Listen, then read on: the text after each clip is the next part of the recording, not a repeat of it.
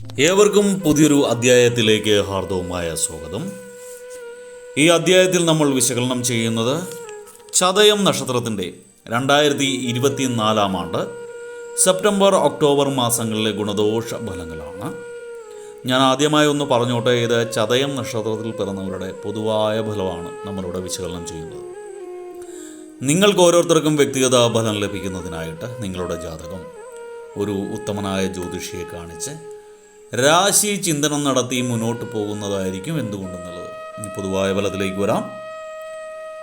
ചതയം നക്ഷത്രത്തിൽ പിറന്നവർക്ക് ഈ 2024 ആണ്ട് സെപ്റ്റംബർ ഒക്ടോബർ മാസത്തിലെ ഗുണദോഷ സംവത്സരത്തിൽ കുറച്ച് ദോഷഫലങ്ങൾ കൂടിയിരിക്കുന്നതായിട്ടാണ് കാണുന്നത്. എടുത്തു പറയേണ്ട നിങ്ങളുടെ അഹങ്കാരം നിങ്ങൾക്ക് ഉണ്ടാകുന്ന ഒരു സമയമാണ്, തലക്കനമൊക്കെ ഉണ്ടാകുന്ന സമയമാണ്, മറ്റുള്ളവരെ പുച്ഛഭാവത്തിൽ കാണുന്ന സമയമാണ്. അപ്പോൾ അതിനുള്ള പരിഹാരമൊക്കെ ഞാൻ വഴി അവസാനം പറഞ്ഞുതരാം. രണ്ടാമത്തെ, ഉദ്യോഗത്തിൽ ഉത്തരവാദിത്വം കൂടി വരുന്ന സമയമാണ്. ഉദ്യോഗത്തിൽ ഒത്തിരി കാര്യങ്ങൾ നിങ്ങൾ ഏറ്റെടുത്ത് ചെയ്യേണ്ടതായിട്ടൊക്കെ വരും.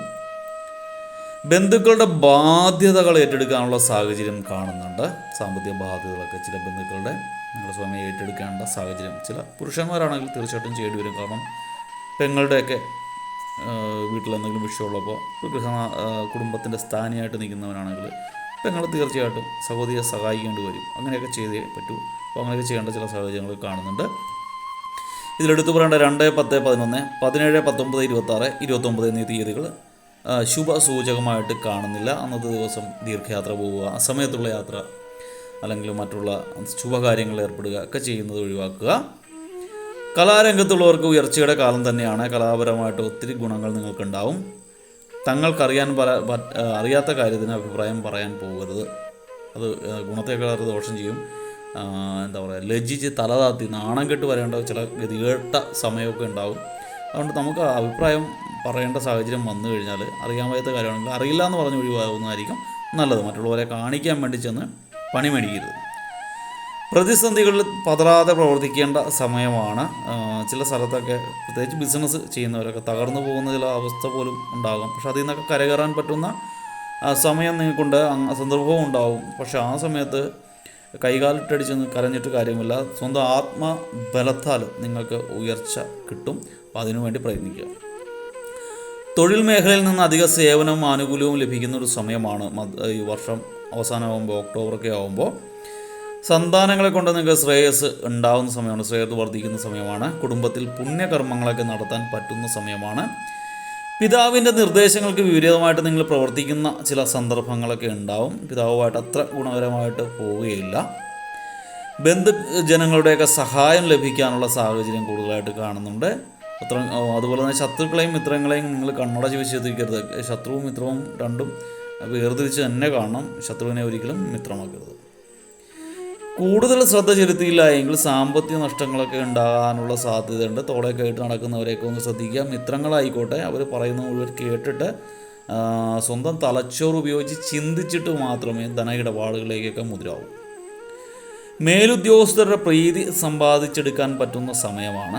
മറ്റുള്ളവരുടെ കാര്യങ്ങൾ ഇടപെട്ട് അപവാദങ്ങൾ കേൾക്കാനുള്ള സാഹചര്യവും കാണുന്നുണ്ട്. അനാവശ്യമായിട്ട് സ്ത്രീകളുടെ വിഷയത്തിലൊക്കെ ചെന്ന് തലയിടരുത്. നിങ്ങളുമായിട്ട് ബന്ധപ്പെടുത്തി ചില കഥകളൊക്കെ ശത്രുക്കൾ മെനഞ്ഞ് ഉണ്ടാക്കുന്നതാണ്. അതുകൊണ്ട് കുറച്ച് അകലം പാലിച്ച് നിൽക്കുന്നതായിരിക്കും ഗുണകരം.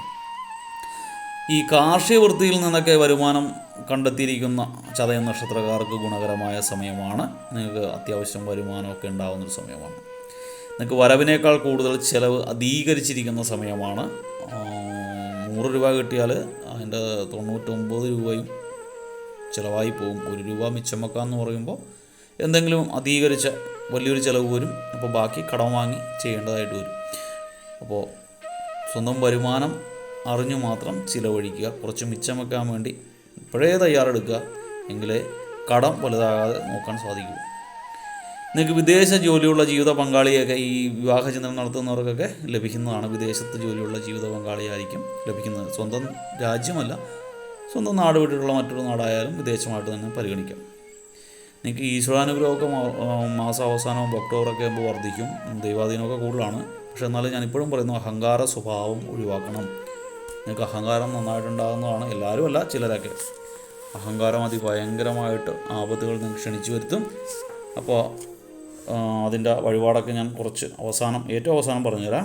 ആദ്യമായിട്ട് നിങ്ങൾ ചെയ്യേണ്ടത് ബുധനാഴ്ച ദിവസങ്ങളിൽ ശ്രീകൃഷ്ണ സ്വാമി ക്ഷേത്ര ദർശനം നടത്തുന്നത് ഗുണകരമാണ്. വ്യാഴാഴ്ചയും നടത്താം. ബുധനാഴ്ചയാണെങ്കിൽ നിങ്ങൾ പച്ച നിറത്തിലുള്ള വസ്ത്രങ്ങൾ ധരിക്കുക, പച്ച നിറത്തിലുള്ള തൂവാലകൾ കൈകരുതുകയൊക്കെ ചെയ്യുന്നത് ഗുണകരമായിരിക്കും. തുളസിമാല ഭഗവാന് നിവേദിക്കുക, തൃക്കൈവെണ്ണ കൊടുക്കുക, പാല് കൊടുക്കുക ഒക്കെ ചെയ്യുന്നത് ഗുണകരമാണ്. വെള്ളിയാഴ്ച ദിവസം നിങ്ങൾ ഭദ്രകാളി ദേവി ക്ഷേത്രം ദർശിക്കേണ്ടത് ഗുണകരമാണ്, ദർശിക്കേണ്ടത് അത്യാവശ്യവുമാണ്. നിങ്ങൾക്ക് ശത്രുസംഹാര പുഷ്പാഞ്ജലി, ഗുരുതി പുഷ്പാഞ്ജലിയൊക്കെ കഴിക്കുക. പറ്റിയാൽ ഒരു നാരങ്ങാമാലയും ദേവിക്ക് കൊടുക്കുന്നത് ഗുണകരമാണ്. ചിലയിടത്തൊക്കെ ശർക്കര കൊണ്ട് അറുനാഴി എന്നും പറഞ്ഞൊരു പായസം, ഇരട്ടി മധുരം അല്ലെങ്കിൽ അറുനാഴി എന്നൊക്കെ പറയുന്ന പായസമുണ്ട്, അത് നിവേദിക്കുന്നതൊക്കെ ഗുണകരമാണ്. തിങ്കൾ ദിവസം നിങ്ങൾ ഇനിയുള്ളത് അഹങ്കാരം കുറയ്ക്കാൻ വേണ്ടിയാണ്. നിങ്ങൾക്ക് ഒരു ദിവസം, തിങ്കൾ ദിവസമാണ് ഞാൻ പറയുന്നത്, തിങ്കൾ തന്നെയാണല്ലോ മറ്റേതെങ്കിലും ദിവസമായാലും കുഴപ്പമില്ല. നിങ്ങൾ ഈ ആശുപത്രി അതുപോലുള്ള സ്ഥലങ്ങളൊക്കെ ഒന്ന് സന്ദർശിക്കുന്നത് നല്ലതാണ്. പറ്റുമെങ്കിൽ മെഡിക്കൽ കോളേജുകളിലെ സർജറി വാർഡൊക്കെ ഒന്ന് സന്ദർശിച്ചാൽ, ഈ ആക്സിഡൻ്റൽ കെയറൊക്കെ നടത്തുന്ന സ്ഥലങ്ങളൊക്കെ സന്ദർശിച്ചാൽ നിങ്ങൾക്ക് അഹങ്കാരം കുറച്ച് കുറയുന്നതാണ്. അവിടെയൊക്കെ ആൾക്കാരുടെയൊക്കെ അവസ്ഥ കണ്ടു കഴിഞ്ഞാൽ നമ്മളൊക്കെ ആരുടെയോ ഒക്കെ പുണ്യത്തിലൂടെ അല്ലെങ്കിൽ എന്തൊക്കെയോ ഭാഗ്യത്തിലൂടെയൊക്കെ ജീവിച്ചു പോകുന്നതെന്ന് മനസ്സിലാക്കാൻ പറ്റും. അപ്പോൾ ദൈവത്തിനോട് സ്തുതി പറയുക, നന്ദി പറയുക. നമുക്കതുപോലുള്ള അവസ്ഥ വരാത്തതിന് ഭഗവാനോട് പ്രാർത്ഥിക്കുക. നാം മനുഷ്യർ ഇത്രയേ ഉള്ളൂ എന്ന സത്യം മനസ്സിലാക്കുക. അഹങ്കാരം പെട്ടെന്ന് പറയാൻ ഇതിൽ നല്ല മറ്റു വഴിയില്ല.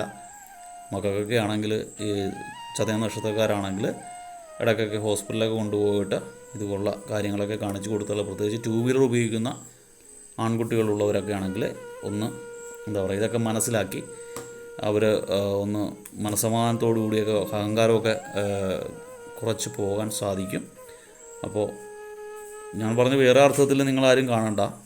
ഇപ്പോൾ നിങ്ങൾക്ക് ആര് പറഞ്ഞാലും മനസ്സിലാക്കാതെ മറ്റുള്ളവർ പറഞ്ഞതിന് എല്ലാത്തിനും ഒരു എതിർ വർത്തമാനമൊക്കെ ഉണ്ടായി പോകുന്ന സമയമാണ്. സമയത്തിൻ്റെ പ്രശ്നമാണ്. അതിന് ഭഗവാന്റെ അടുത്ത് പ്രാർത്ഥിക്കുക.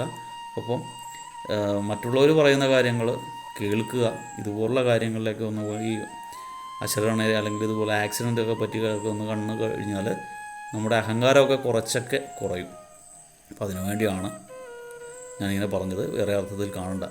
എല്ലാവർക്കും ഭഗവാന്റെ കാരണത്താൽ നല്ലൊരു സമയമുണ്ടാകട്ടെ എന്ന് ആശംസിച്ചുകൊണ്ട് പ്രാർത്ഥിച്ചുകൊണ്ട് നിർത്തുന്നു. നന്ദി, നമസ്കാരം.